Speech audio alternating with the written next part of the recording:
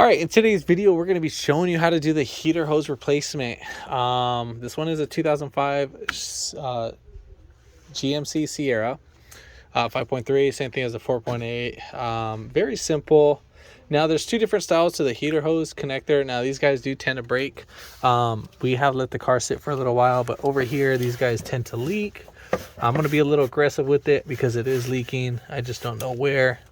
So forth. I mean, most likely it's this one on the right, but we're going to go ahead and replace both because this one right here that goes to the actual water pump, this one's actually squirting all over the manifolds, but as you can see, this one's broken. You see it's all wet. But if I wanted to, I can just break it right now. We're going to let that drain. I have a container on the bottom.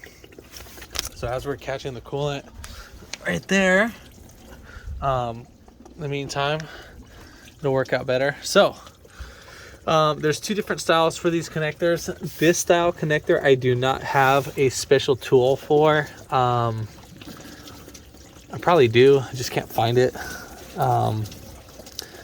And I think the fastest way is just to cut them. So I got like a little sawzall, or if you got like a kitchen blade with some like grooves on it, you can sit there and cut at it. I think that'll be the best way. So this will kind of give you a little outside of the box idea. So you'll do that. But these guys are pretty notorious for actually breaking.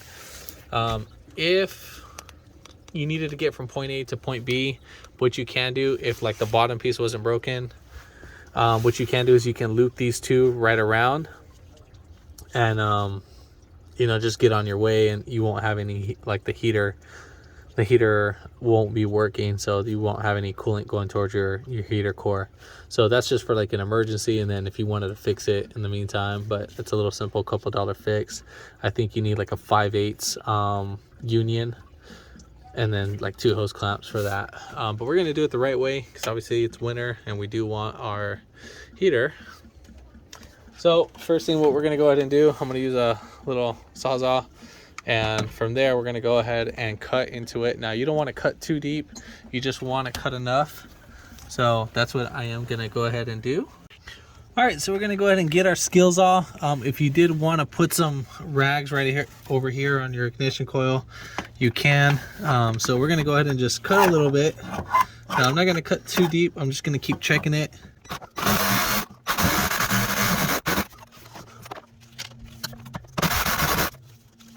All right, so right here, I can show you how far it went. I think that's a really good cut. I barely just grazed. I just started grazing the aluminum. You can kind of see right here in the pictures. So it's just a barely little small graze. So, which I'm still happy about that. Now, if you really cut too deep, then you're screwed at that point. So I'm gonna try to do this with one hand so you can actually get a flathead and just pick right in there. And then just twist it open, so you kind of get the idea of what I'm gonna do. And then I'll show you how far I kind of went in. So I mean, maybe like a 1/16 of an inch. You really don't need to get that far in, as long as we can just spread it out from the outside over here. All right, so while I am gonna be peeling this back, I am gonna go ahead and just dig, and I'm gonna kind of just wiggle it. And then let's see, I'm gonna kind of just turn it. And you can see I already got it already out. Well, not out, but all right, well, anyways, that one broke, but I'll just push that to the side, and then we'll just, all right, so right here, let me see if I can get this zoomed in. So that's pretty much how far we went. So we really just only made a small incision. And so just so I give you a demonstration, so got the flathead and just put it right here and just twisted that just like that. And I kind of like worked this guy right inside. What's really holding it is just this little clip. Sometimes it's happened where this guy stays and then this separates from the actual piece. So I'll kind of show you, for instance, and then you can just take this off. And I thought I did make a little small incision, but I don't think I did touch it because I was looking at it and it doesn't look like any nicks are on there. So or golden on that. But even if you did make a small nick, it's perfectly fine. As long as you don't cut through it, then you shouldn't have an issue.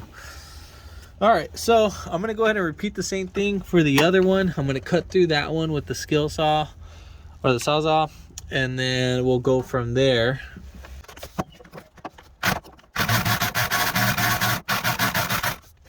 And now remember, just take your time, small little incisions. Just when you're doing this, it's not a race, whatever, so.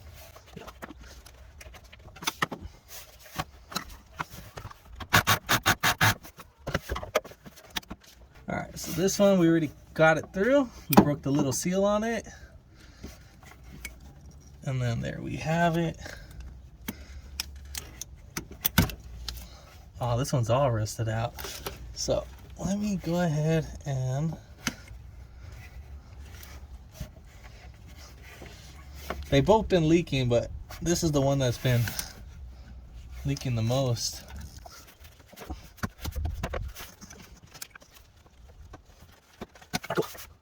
So pretty much same thing, made a small incision, and once we got a little free up, but yeah, so you can see where all the water was leaking right here, so forth. But yeah, other than that, clean up your areas, get a little sandpaper, smooth it out. This one's not that bad. Now that's if you have a lot of crust on here. We don't have any crust. All right, so coming right over here on the passenger side where the water pump is, where we fill up our oil at. So we got those two hoses. Obviously the one, let's see which one is gonna go. So this one is the one that goes on the right side of the actual heater core. So this is the right side. So this one right here, that's gonna be, well, the left side on the water pump is actually gonna be the right side on the heater core. And then the right side on the water pump, the one that connects to the reservoir, that's actually gonna go right here on the left side. So just so we're aware, I'll go ahead and re-show it again, but let me go ahead and get some pliers for that. So you can get some pliers down there. I got some special ones, just kind of make it a little bit easier.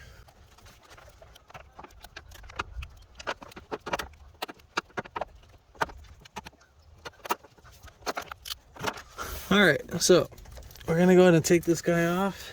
I'm gonna use a flathead. You can kind of walk these guys right around.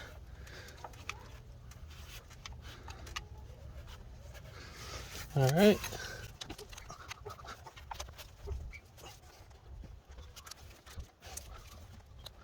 So what I'm gonna do is I'm gonna use a pick.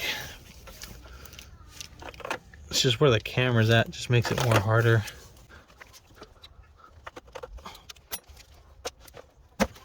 All right, so we got that one out.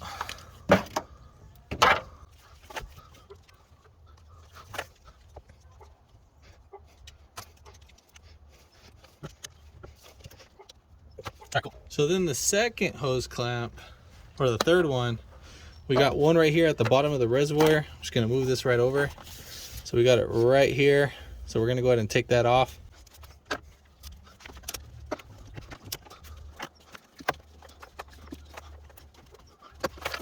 All right, cool. So now this one we're just gonna go ahead and spin.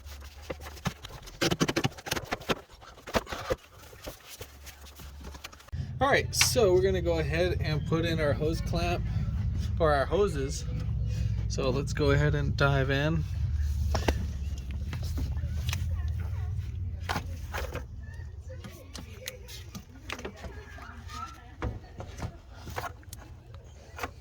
So I'm gonna feed in our reservoir first.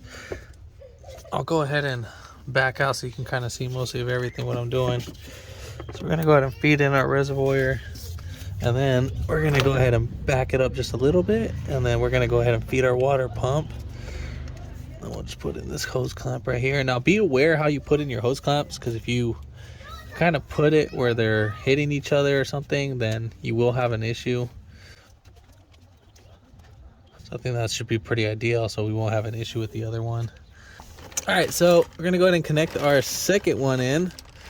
Now, before you tighten down any of them, I would say make sure you have them all connected.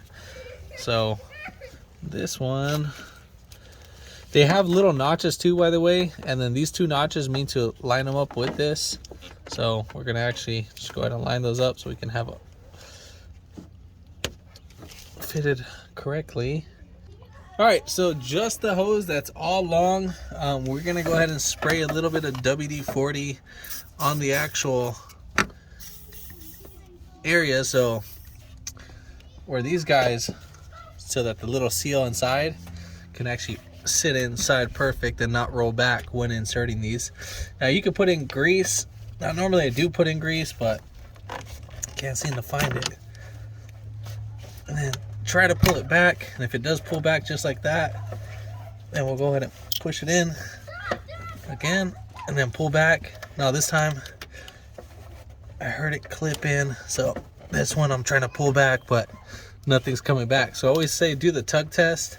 Now if you do pull it and then the heater core rips out, either way your heater core was actually gonna break. So I'm not like pulling it like crazy out, but it is kind of moving. So other than that, I would recommend to use grease, but WD-40 is all I have right now. So then the next one, we're gonna repeat that.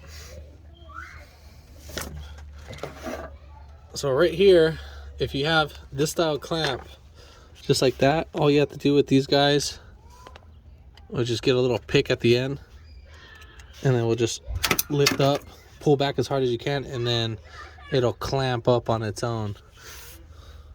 All right, so we're gonna go ahead and I had to get a little adapter for this one. This unit didn't come with this actual piece right here. So part number for that one was 800-917. So say that, take a picture of that, and that's for the same. These are both the same connectors as this. The other one will be instead of the 7, it will be a 6. Those are the quick disconnectors. I'm just trying to keep everything the same. And then we'll just go ahead and push this guy right in there and then pull right back, see if it goes. I'm gonna go ahead and get some electric grease. All right, so it just got another little piece right there. So we'll go ahead and spray some other sort of lubricant. So I'm gonna kind of just put it in and out a little bit, and then finally clip it in, and then there we have it. All right, so once you hear it clip, we got them both clipped in, and then we're gonna go ahead and get the hoses where they should be, right here. And that's pretty much it. As for bleeding wise, God, these guys are on there pretty tight. All right, there we go. As for bleeding wise, I mean, I don't think it's really too crazy. So don't forget, I haven't forgotten to tighten these 2 clamps, so I haven't forgot that. So I'm gonna tighten those down right now, but I'm not gonna show that in the video. Obviously that's just pretty self-explanatory. So just go ahead and top off with your coolant. Since we didn't open up the lower radiator thermostat hose, I highly doubt we need to bleed it, but just turn on the heater when doing that. If you have a little scanner, just make sure you keep an eye on your temperature. Don't let it go past 210, 215. If it goes past that, just go ahead and turn off the car, let it cool down for a bit, and then just top off as needed, and then do a couple cycles, and the thermostat will open up on its own eventually. But if this video helped you out, or when you do have the heater on, just have it full blast heat until you get some coolant circulation going on. There should be some coolant stored in there right now, but yeah,